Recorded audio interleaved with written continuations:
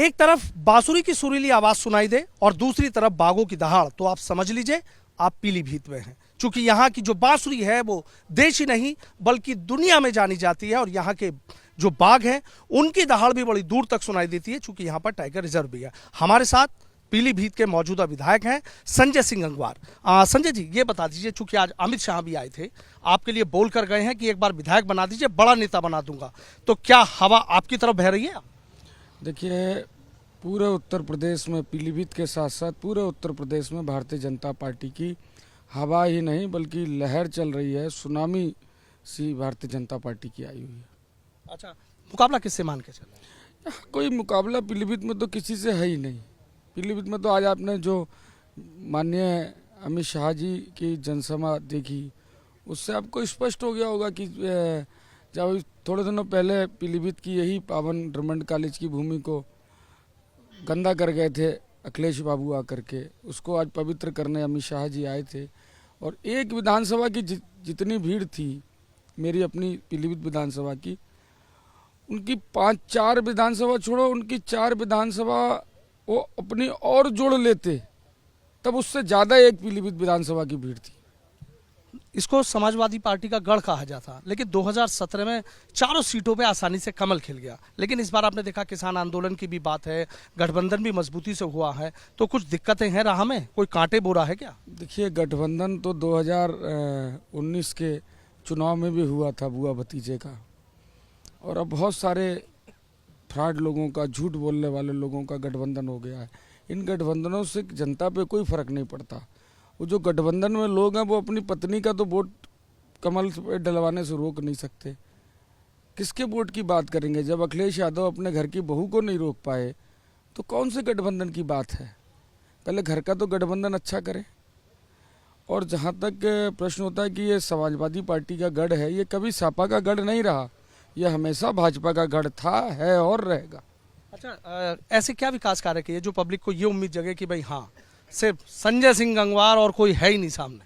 देखिए, पीलीभीत को medical college की आवश्यकता थी, और वो पीलीभीत के जो अब से पहले जो भी नेता रहे, मैं किसी का नाम लेना नहीं चाहता, उन्होंने पीलीभीत के लोगों की आवाज़ को पीलीभीत के बॉर्डर क्रॉस करते ही ख़त्म कर दिया।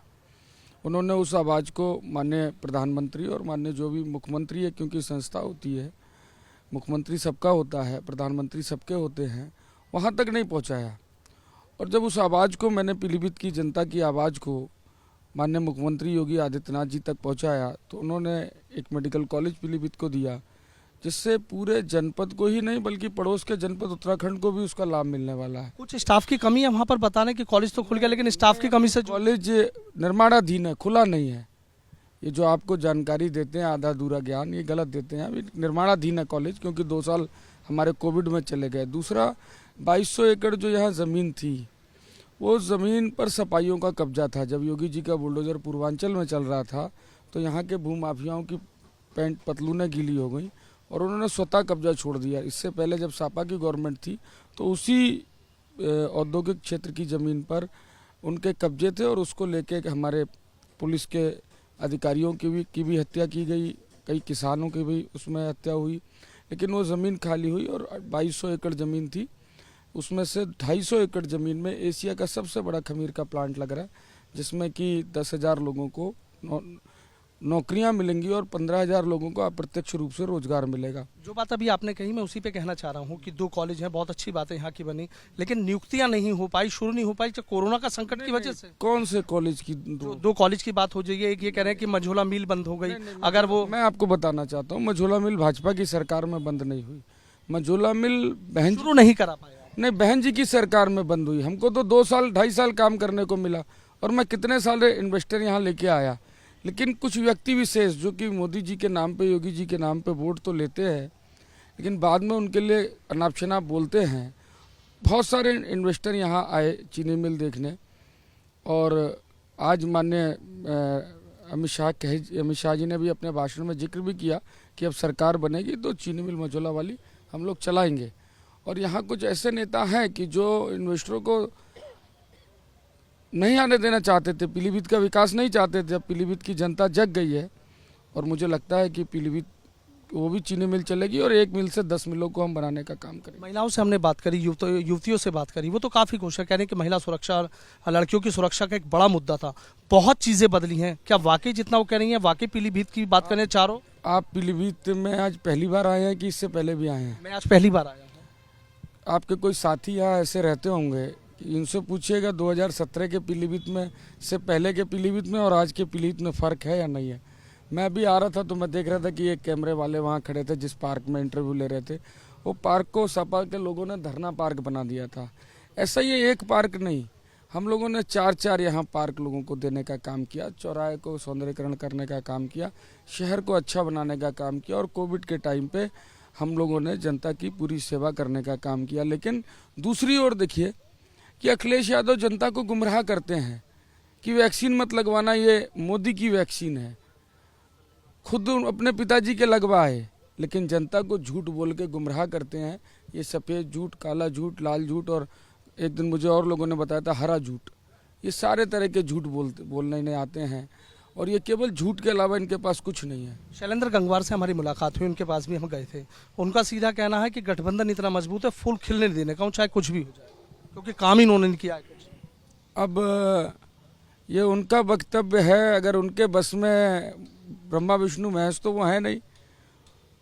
मैं उनके लिए बस इतना ही कहूँगा कि ईश्वर उन्हें सद्बुद्धि दे और कुछ नहीं बोलूँगा। आखिरी सवाल मेरा ये है, जनता फिर से कमल खिलाती है, अमित शाह जी कह गए हैं बड़ा नेता भी बना दूंगा, इस चीज़ से पब्लिक भी समझ जाती है, तो क्या सोचा है पीलीभीत के लिए कि जो अगले 5 साल आपको मिलेंगे पीलीभीत में ये अलग हट के नजर आएगा? देखिए, पीलीभीत इंडस्ट्री का हब बनाऊँगा। पीलीभीत के 7,000 हमारे छोटे छोटे बहन भाई तैयारी करते हैं बाहर, कोटा, प्रयागराज, दिल्ली, उनको यहीं पर वो उनकी कोचिंग्स की ब्रांच यहीं पीलीभीत लाके उनको यहीं तैयारी की व्यवस्था करूंगा। सिविल सर्विसेज के लिए यहाँ अच्छी कोचिंग्स लेके आऊँगा, इंजीनियरिंग कॉलेज लेके आऊँगा, मेडिकल कॉलेज ले ही आया, एग्रीकल्चर कॉलेज यहाँ नहीं है, एग्रीकल्चर कॉलेज लेके आना है। तो तमाम ऐसी चीज़ें हैं कि जिस चीज़ को हम लोग लेके आएंगे। रही बात अभी जो आपने पहले सवाल किया था, मैं उनका नाम लेना नहीं चाहता, लेकिन वो अपनी ज़मानत बचा लें यही बहुत है। अच्छा, जमानत नहीं बचा पाएंगे? वो अपनी ज़मानत बचा लें, 10 तारीख दूर नहीं है। आखिरी सवाल, किसान खुश हैं या किसानों की भी दिक्कत है? आज जो भीड़ थी वो किसकी थी? मैं आज आपसे जानना चाहूँ कि वो भीड़ किसानों की नहीं थी क्या? वो किसानों की भीड़ थी। जो व्यक्ति 5 साल एसी के केबिन में बैठ के लोगों के पेट फाड़ के खून से खेलता हो, उस व्यक्ति के बारे में मैं क्या बोलूँगा। वो इससे पहले भी चुनाव लड़े थे, तब भी अपनी ज़मानत नहीं बचा पाए थे बरखेड़ा में, और वहाँ तब भी उनको थोड़े वोट मिल गए थे।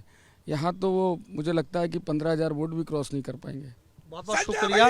तो देखिए, संजय सिंह गंगवार हैं हमारे साथ, अपनी जीत को लेकर पूरी तरीके से आश्वस्त नजर आ रहे हैं। चूंकि चुनाव प्रचार कुछ ही देर में थम जाएगा, ऐसे में पूरी ताकत झोंकी है और अपनी जीत को लेकर आश्वस्त हैं कि इस बार भी वो पीलीभीत की सीट पर कमल खिला पाएंगे।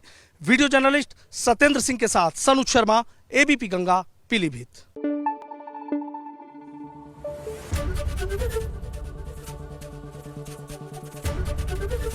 एबीपी गंगा, खबर आपकी, जुबान आपकी।